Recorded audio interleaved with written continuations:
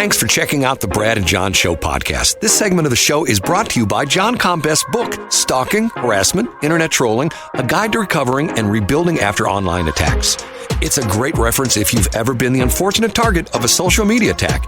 It's available on Amazon. Just search John Combest. That's C-O-M-B-E-S-T, John Combest, and the book will show up in your search results. Now it's time for another segment of the Brad and John Show. Can you handle it?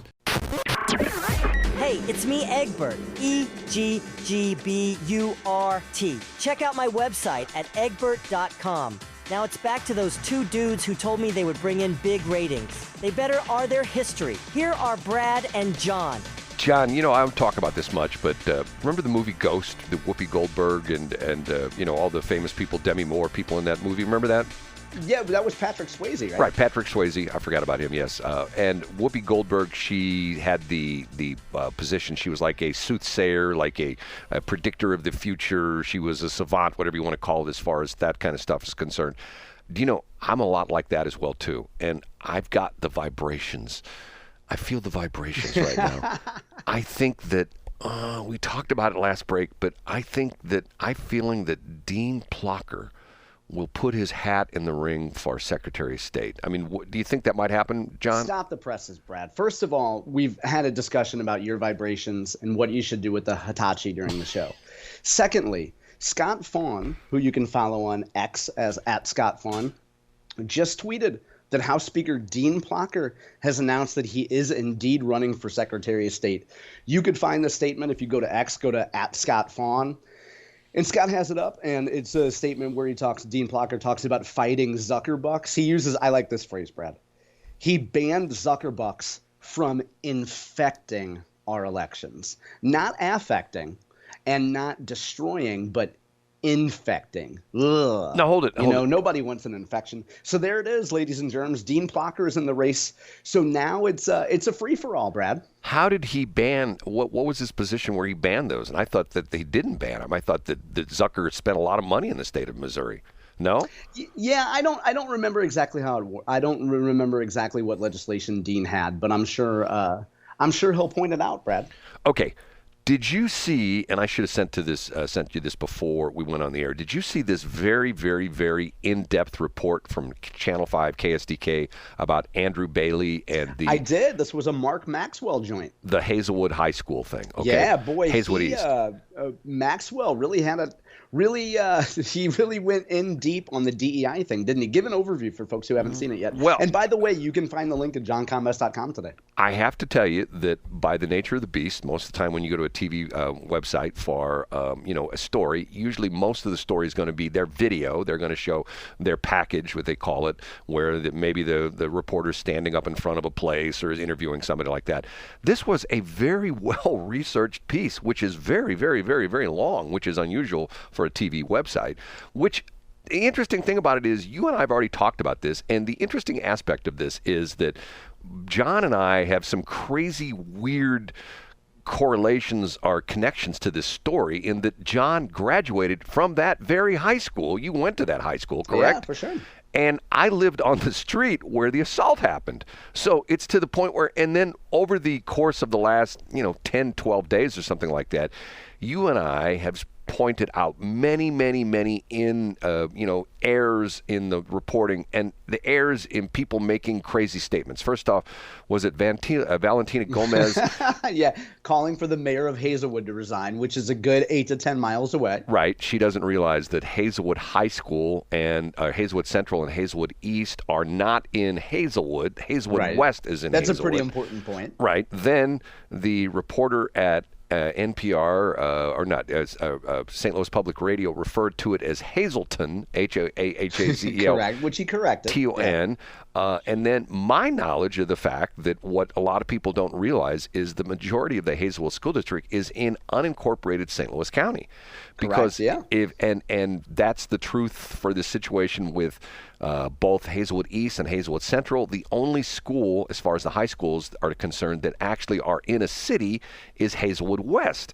Correct. And what came out was that they said there was a story that came out that the reason there were no campus or school SRO, school resource officers, I've heard it both ways. As a matter of fact, in some states they call them CROs, campus resource officers, that there were no SROs at the high schools was that the Hazelwood School District required the police officers to take this extensive DEI training class, and the chiefs of police refused. And I believe originally the old chief of police of Hazelwood refused as well too. So they didn't have any SROs in any of the 3 high schools. But then when the new chief came in, he says, "Okay, fine, we'll do that." So anyway, Mark Maxwell goes into great detail. And what's interesting about it is he points up quite a few errors in Andrew Bailey's handling of this. I mean, am I correct in saying that? Yeah, I agree. And I mean, early on, it was clear that Bailey got some facts wrong. So, for example, and folks can read Mark Maxwell's piece and see this, but first of all, the fight happened after school. The fight was not on campus.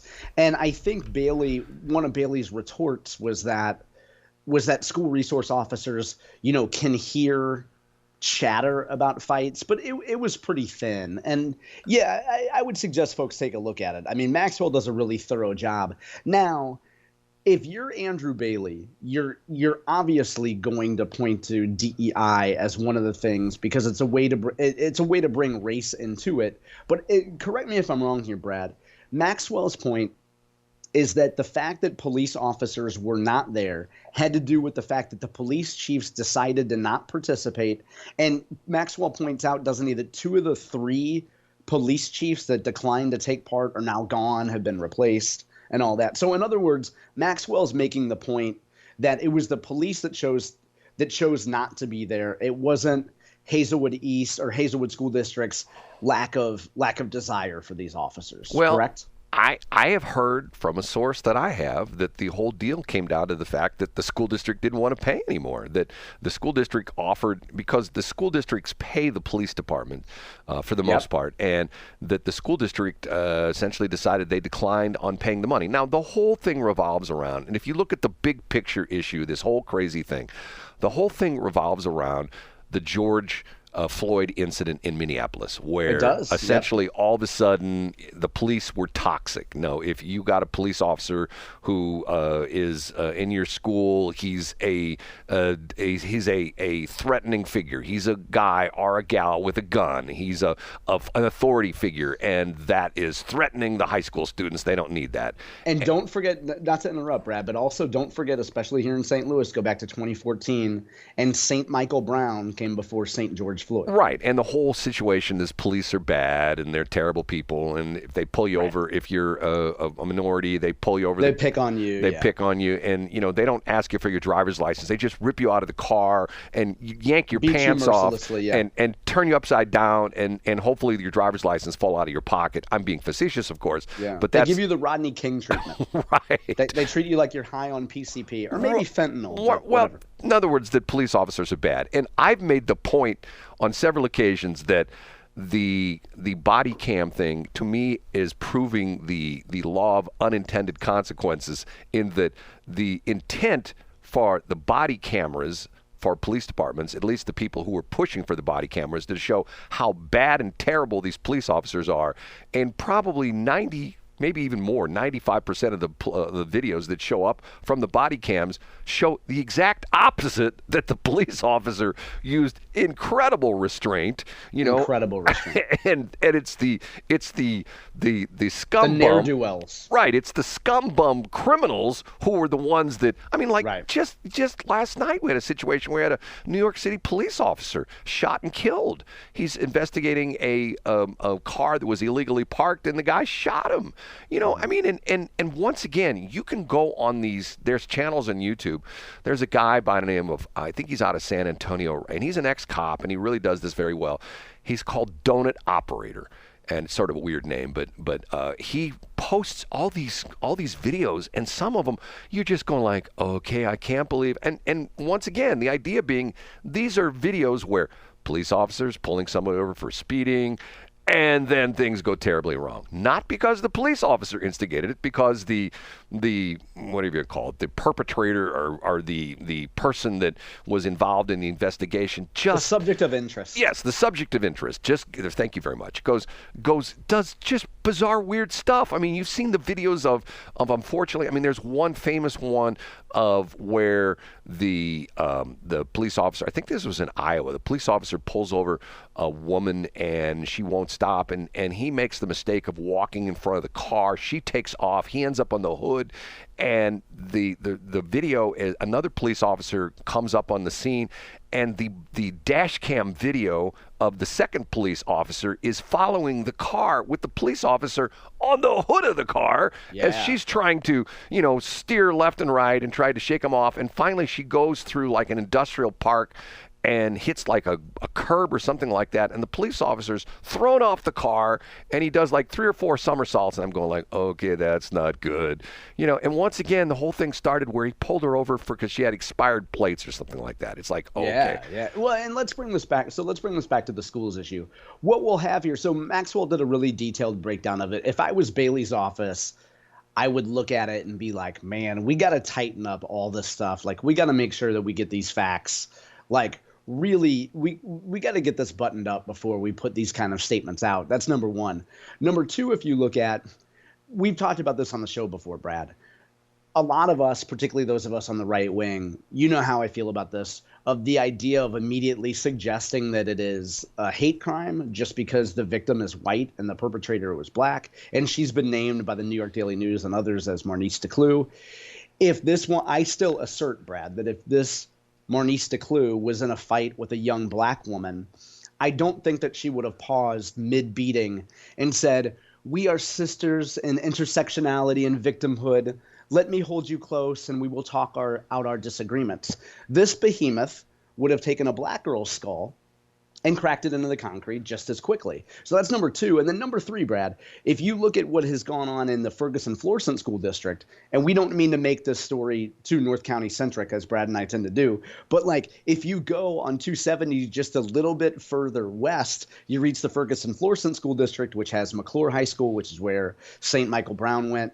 McClure North has had a lot of trouble with violence, and no reports of that, as far as I've seen, have had anything to do with race. It's just students misbehaving and abusing staff. McClure North said that they're doing a great reset. They call it, like pressing the reset button and trying to get some law and order in that school. I guess you're just going to have more resource officers, and you're going to have districts pony up for it, don't you think? Well, I don't know. I mean, don't get me going on this.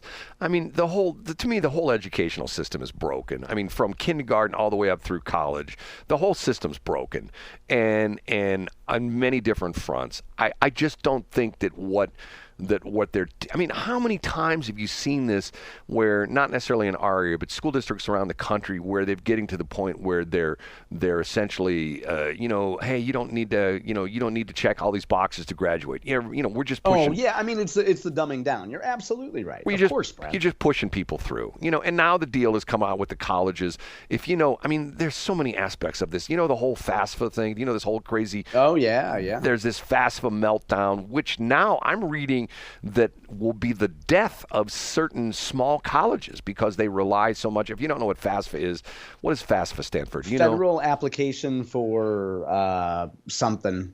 It says federal application for something. I could Google it. For student aid, isn't that what it is? For student aid or something? Yeah, that sounds right. Yeah, free application for federal student aid is FAFSA. Okay, if anybody has a kid who is in college or high school right now looking to go to college, you know what FAFSA is. And what's happened with FAFSA is they've redone the system, and the system broke. So normally by this time of the year, if you've got a senior in high school, you'd already filed your FAFSA. Well, FAFSA still doesn't work.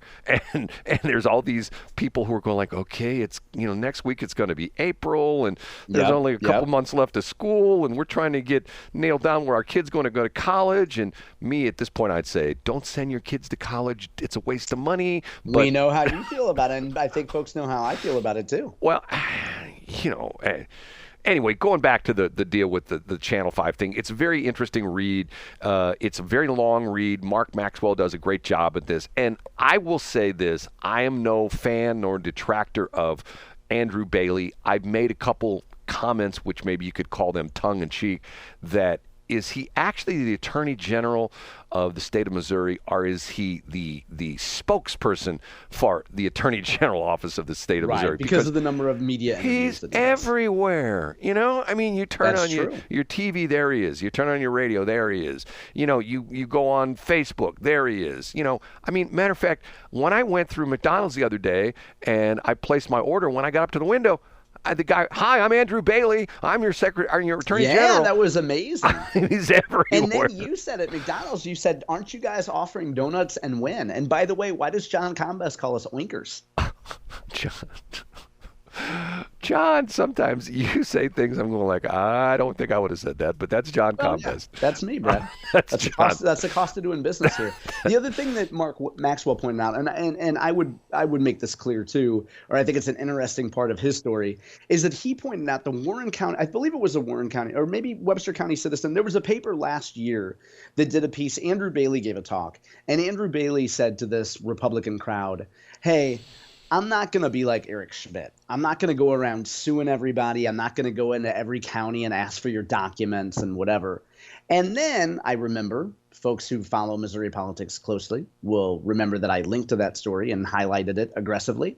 And then Andrew Bailey all of a sudden decides that he is going to follow the Eric Schmidt model. That was pointed out in Mark Maxwell's piece because Will Scharf's campaign, running for Attorney General, had highlighted the fact that Andrew Bailey came out and said, hey, I'm not going to pull an Eric Schmidt on all you guys. And then Andrew Bailey took that back real quick. Well, you know, once again, say anything to get elected. I guess that's what it comes down to. You know, I mean, you say one thing to get elected, and then when you're in the job, you say, well, I didn't say that, or, you know, I mean, I never said that. And also, Andrew Bailey has never been elected. He's been appointed. So he is not running for re-election, to be clear. He's running for election. We have that situation that you and I have talked about, not recently, but to the point where I think was it when right after Greitens was drummed out of office, every top official for the state of Missouri, I believe with the exception of the auditor, every top official was not elected to their position. Had been appointed, yeah. Remember, because of the fact that Eric Schmidt and right. Scott Fitzpatrick. Everybody switched jobs. We had Parson, who became lieutenant governor, and he went to governor. And then he appointed Mike Kehoe, who was not voted in as lieutenant governor. And then Eric Schmidt went from the treasurer to the attorney general. Wasn't that the deal? Correct. Yeah, that's correct. And then Scott Fitzpatrick became state treasurer. Right. And it's like, okay, we've got a whole top level of government that none of us voted for, but that's a whole other story, right? That's okay, right. We have to take a break. We will be back. Check out our website, bjshow.co. This is Brad and John. Thanks for checking out the Brad and John Show podcast. This segment of the show is brought to you by John Combest's book, Stalking, Harassment, Internet Trolling, A Guide to Recovering and Rebuilding After Online Attacks. It's a great reference if you've ever been the unfortunate target of a social media attack. It's available on Amazon. Just search John Combest. That's Combest, John Combest, and the book will show up in your search results. Now it's time for another segment of the Brad and John Show. Can you handle it?